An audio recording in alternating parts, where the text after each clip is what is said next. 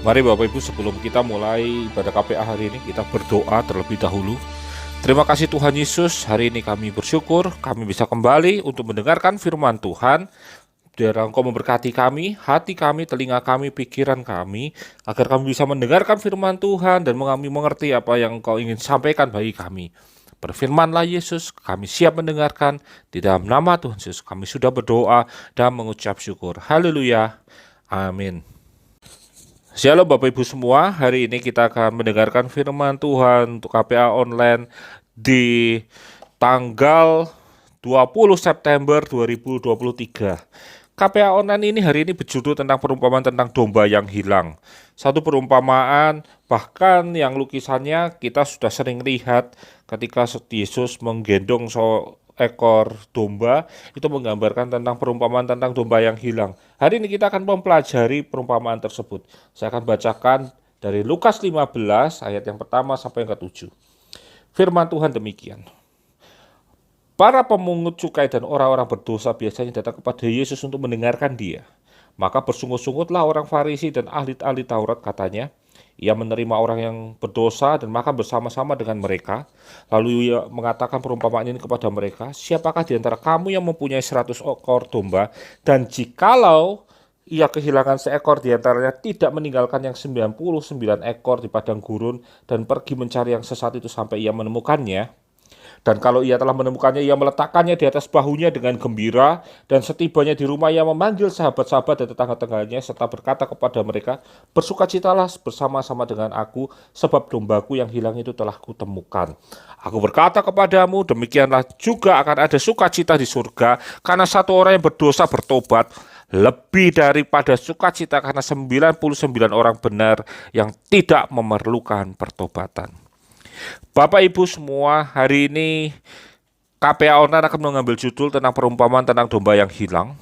Perumpamaan ini dimulai ketika Yesus bertemu dengan orang-orang berdosa dan makan bersama-sama dengan mereka. Ahli Farisi dan ahli Taurat yang melihat hal tersebut menjadi bersungut-sungut, jadi marah, jadi sangat kecewa karena orang-orang berdosa dan pemungut cukai itu merupakan orang-orang yang di kalangan masyarakat umum pada saat itu dikucilkan, dibenci, sehingga mereka sangat menghindari pertemuan-pertemuan dengan orang-orang berdosa tersebut, pemungut cukai. Namun berbeda dengan Yesus ya, karena kalau kita lihat bahwa Yesus ini malah dicari. Karena apa? Karena Yesus tidak memberikan satu barier, tidak memberikan satu jarak juga. Tidak ada halangan, tidak ada jarak. Makanya orang berdosa dan pemungut cukai itu malah berkumpul dan makan bersama dengan Yesus. Kasusnya banyak. Case-nya seperti contohnya adalah kasus Sakeus, yang naik ke atas pohon dan Yesus melihat, lalu Yesus panggil Sakeus turun, lalu makan bersama di rumahnya. Matius juga sama. Mereka rumahnya dikunjungi Yesus. Dan apa yang terjadi ketika mereka dikunjungi Yesus? Mereka mengalami pertobatan satu rumah tersebut. Mereka berbalik arah dalam kehidupannya. Kegusaran dan kemarahan orang Farisi dan ahli Taurat ini terlihat oleh Yesus, Ibu semua. Kenapa? Karena mereka menunjukkannya dengan terang-terangan. Sehingga kemudian ketika Yesus memanggil mereka untuk berbicara, Yesus memberikan satu perumpamaan tentang domba yang hilang. Perumpamaan ini sebagai gambaran tentang misi Yesus dan apa yang akan dikerjakan Yesus. Perumpamaan ini diceritakan ketika seorang gembala 100 domba. Gembala yang memiliki 100 domba, kehilangan satu dombanya. Dan kemudian gembala tersebut meninggalkan 99 ekor domba lainnya di padang rumput dan mencarinya sampai dapat. Lukas 15 ayat 4 mencatat bahwa Yesus memulai perumpamaan tersebut dengan kalimat tanya. Siapakah di antara kamu? Dan seterusnya. Ini merupakan cara Yesus untuk membangun pemahaman yang lebih dalam kepada pendengarnya. Khususnya untuk membangun empati, membangun satu kedekatan emosional antara perumpamaan dengan para pendengarnya, khususnya adalah orang Farisi dan orang ahli Taurat. Nah, Yesus ingin menempatkan mereka, kedua pihak tersebut, sebagai orang yang seakan-akan adalah seorang gembala tersebut, seakan-akan adalah orang yang menjadi tokoh utama tersebut. Lalu Yesus melanjutkan bagaimana perasaan gembala tersebut ketika ia menemukannya. Di ayat 5 dikatakan dia telah menemukannya, ia meletakkannya di atas bahunya dengan gembira. Digendongnya, ditaruh di atas pundaknya dengan hati yang gembira. Kemudian tidak sekedar itu saja, kebahagiaan tersebut kemudian diteruskan dengan mengundang sahabat dan tetangganya untuk berpesta. Bersukacita karena apa? Seekor dombanya yang hilang itu telah ditemukan. Perumpamaan ini ditutup dengan penjelasan Yesus tentang arti perumpamaan ini, yaitu pertobatan dari satu orang berdosa merupakan sukacita di surga yang melebihi daripada sukacita karena 99 orang benar yang tidak memerlukan pertobatan. Kalau Bapak Ibu menyimak semua perumpamaan ini, kita bisa melihat bahwa Yesus sedang menjelaskan apa tujuannya datang ke dunia ini. Banyak orang zaman itu melihat figur Yesus yang mengajar dan hidup mengembara sebagai seorang yang menyampaikan apa yang Allah mau, itu seperti gambaran seorang nabi. Namun gambaran tersebut kemudian bertolak belakang dengan apa yang terjadi dengan Yesus. Beberapa kali pun Yesus juga melakukan satu hal yang berbeda dengan nabi-nabi sebelumnya. Seperti apa? Dia berkumpul dengan para orang-orang berdosa, pemungut cukai. Dia tidak menghakimi seorang wanita berdosa yang ketika itu dia memberikan parfum minyak wangi untuk membasuh kaki Yesus. Juga Yesus juga melakukan apa yang bertolak belakang dengan ajaran hukum Taurat. Seperti apa? Ketika dia membiarkan dan memerintahkan murid-muridnya untuk memetik buah pohon ara di hari Sabat. Di situ banyak sekali yang membuat orang Farisi, orang Taurat itu semakin marah kepada Yesus. Semakin kecewa kepada Yesus. Karena apa? Karena mereka berpikir bahwa Yesus seharusnya menjadi seorang nabi yang mengukuhkan, memperkuat hukum Taurat. Tapi pada kenyataannya Yesus tidak melawan hukum Taurat itu. Tapi Yesus menyempurnakannya. Dia menggenapi hukum Taurat tersebut. Dia menyempurnakan hukum Taurat tersebut. Dan hukum Taurat kemudian dikristalisasi menjadi satu hukum yang namanya hukum kasih. Yesus datang bukan sebagai nabi, namun menjadi seorang penebus yang menyelamatkan jiwa manusia. Termasuk di dalamnya Yesus mengajar dan berkumpul dengan orang berdosa dengan tujuan yang sama untuk menyelamatkan orang berdosa tersebut. Dan hal ini tidak bisa diterima oleh orang Farisi dan ahli Taurat. Jadi jika kita perhatikan dari penggambaran perumpamaan tersebut, maka ada tujuan Yesus yang jelas. Sasaran Yesus yang terarah. Matius 9 ayat 12 Yesus berkata, bukan orang sehat yang memerlukan tabib, tapi orang sakit. Pun di dalam Markus 2 ayat 17 lebih jelas lagi Yesus mengatakan, aku datang bukan untuk memanggil orang benar, melainkan orang berdosa. Tujuan dan sasaran yang sangat jelas ini merupakan misi yang Yesus ajarkan dan berikan juga kepada kita. Matius 28 di ayat terakhir, pergilah dan jadikanlah semua bangsa muridku. Yesus tidak ingin kita cuma diam berpikir tentang kesucian hidup kita saja, pikir tentang eksklusivitas hidup kita, tapi Yesus bicara tentang apa? Inklusivitas, di mana kita merangkul sebanyak-banyaknya orang, menyelamatkan domba yang terhilang sebanyak-banyaknya. Itu merupakan gambaran tentang jiwa-jiwa yang mengenal Yesus. Domba yang hilang itu digambarkan sebagai jiwa-jiwa yang mengenal Tuhan, mengenal orang yang kalau sekarang kita katakan orang Kristen yang terhilang. Mereka menjauh dari Tuhan. Apa yang membuat mereka jauh? Perbuatan mereka. Atau ketika mereka sudah melakukan perbuatan dan ketika mereka mau bertobat itu ada satu halangan yang besar. Mungkin mereka merasa malu atau mereka merasa ragu dan takut apakah mereka akan diterima atau tidak. Mereka yang memilih jalan kejahatan juga bisa saja bukan karena keinginannya, tapi karena kondisi yang memaksakan mereka. Sehingga apa kemudian kejahatan tersebut jadi ikatan mereka. Dosa itu mengikat kehidupan mereka. Hal ini yang merupakan sasaran yang Tuhan berikan kepada kita. Agar kita tidak merasa risih, jijik, takut, dan antipati terhadap mereka yang berdosa. Jangan berpikir bahwa kehidupan kita itu lebih suci dan lebih terhormat.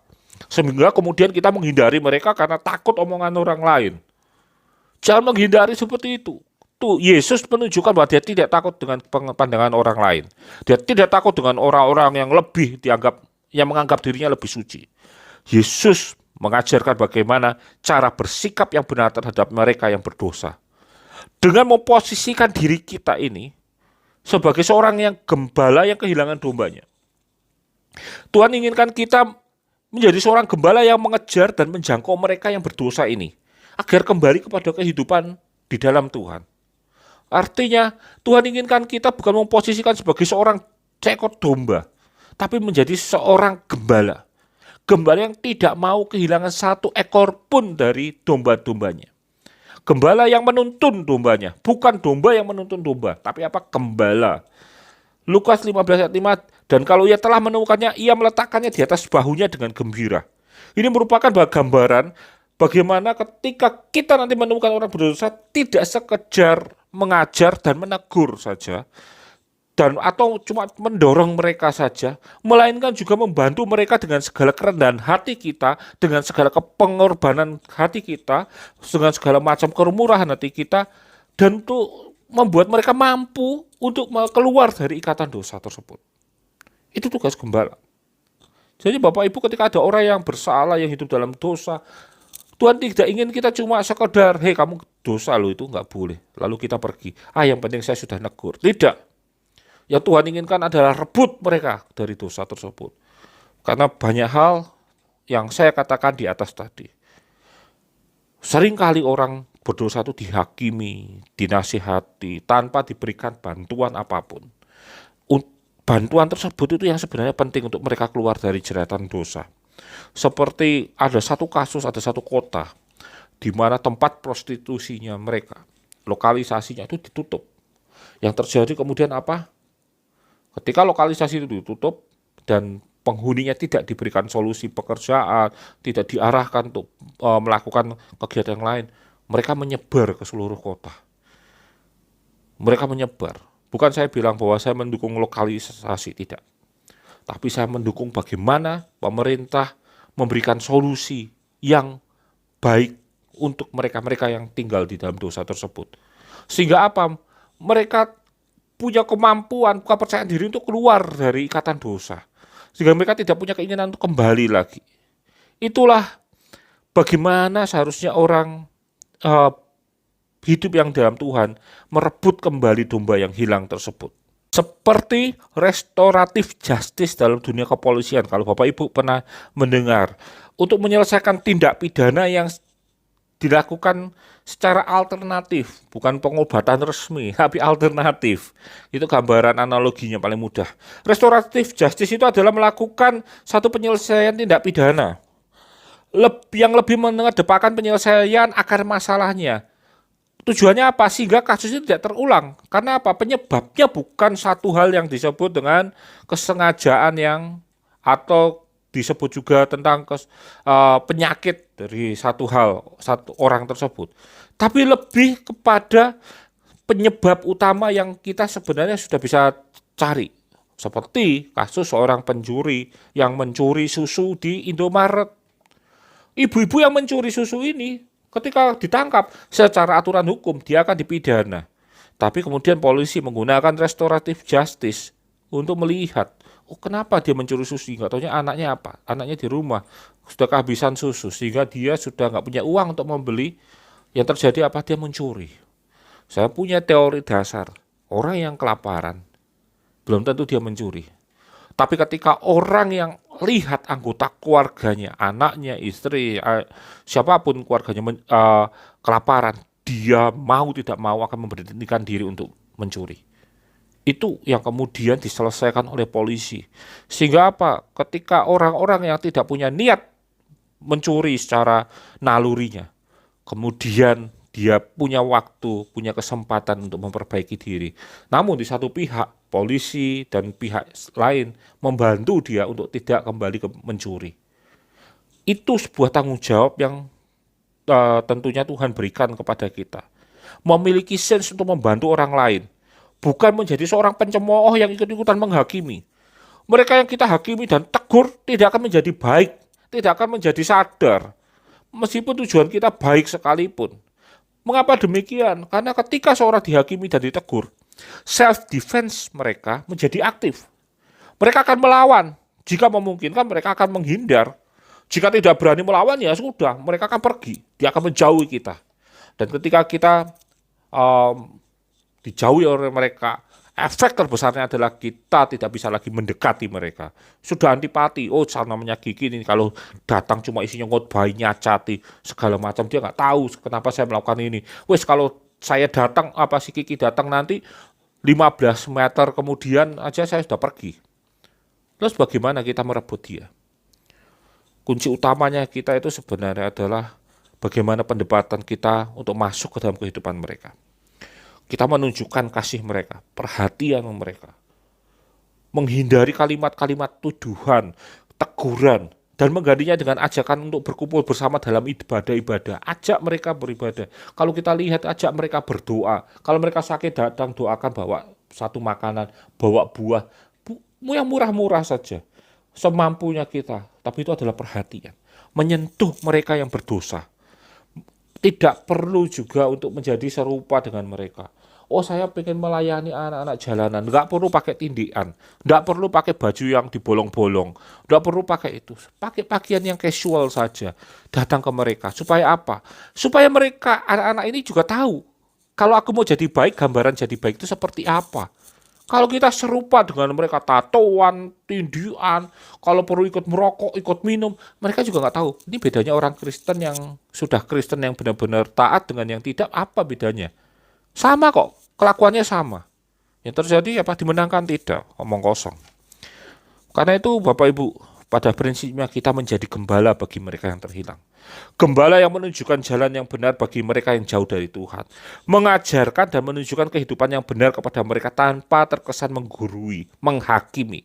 Mencari yang domba yang hilang merupakan tugas kita sebagai seorang Kristen. Sebagai seorang murid Yesus. Apapun kondisi kita saat ini. Bahkan seringkali dalam kekurangan kita malah Tuhan memberikan beban itu. Untuk menjadi gembala atas domba yang terhilang, kita mungkin berkorban. Tetapi beban itu bukan membuat kita menjadi berat.